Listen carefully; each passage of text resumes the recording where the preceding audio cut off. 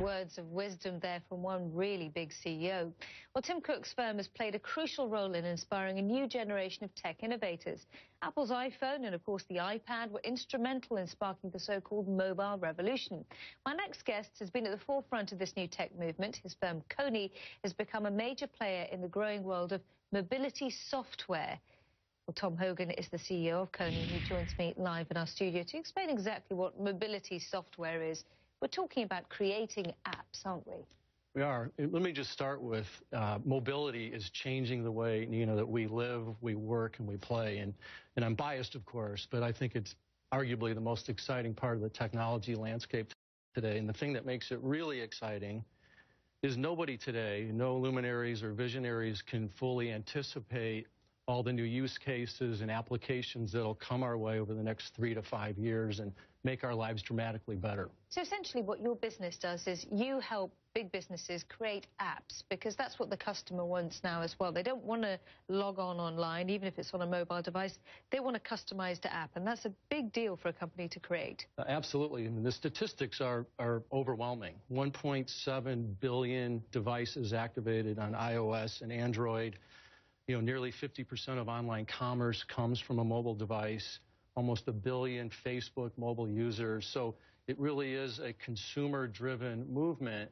And on the corporate side, the predictions are that 25% of global market leaders today will be dethroned over the next several years by these digitally savvy firms that get mobility and enable mobility as part of their business. And we're already seeing, for instance, Google completely rejigging their search results based on whether or not a site is mobile friendly, let alone whether it has an app.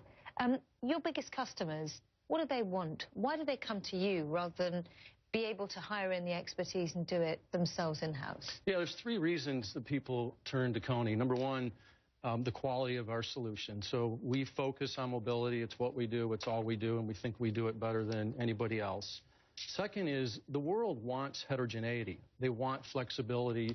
You see it every day, the diversity of platforms and operating systems, whether it be Apple or Android or Windows or the mobile web. And so Kony embraces and gives customers that choice. And then last, I like to say we're sort of the Goldilocks in the world of mobility, in that we're big enough to serve some of the world's largest brands, but we're small enough to be nimble and responsive. When this company first started out, you know, trying to get those customers on board, because they've come on board quite recently, just over the last 5 or so years. And again, that goes hand in hand with the kind of technology that Tim Cook was talking about. Your mobile devices like the iOS software based Apple. How difficult was it to convince these companies to spend millions on an app? It must have been quite a difficult conversation to have a few years ago. It is difficult because mobile has become so strategic that you don't want a science project. You want a company with stability that will be there for the next decade or so. But I think what powered Kony through that uncertainty was the quality of the solution and the needs that it addressed in the market, which was to try to manage the complexity of mobility, enable great user experiences. So what's the future from here? Where is this part of the mobile industry going? Because presumably it's changing. It is changing, and it will continue to change. I think some of the things we'll see over the next 3 to 5 years will be the advent of this Internet of Things. So think about sensors that monitor traffic in highways, or think about things like ingestibles. So you swallow a pill that transmits through an RFID chip the fact that you're adhering to your meds.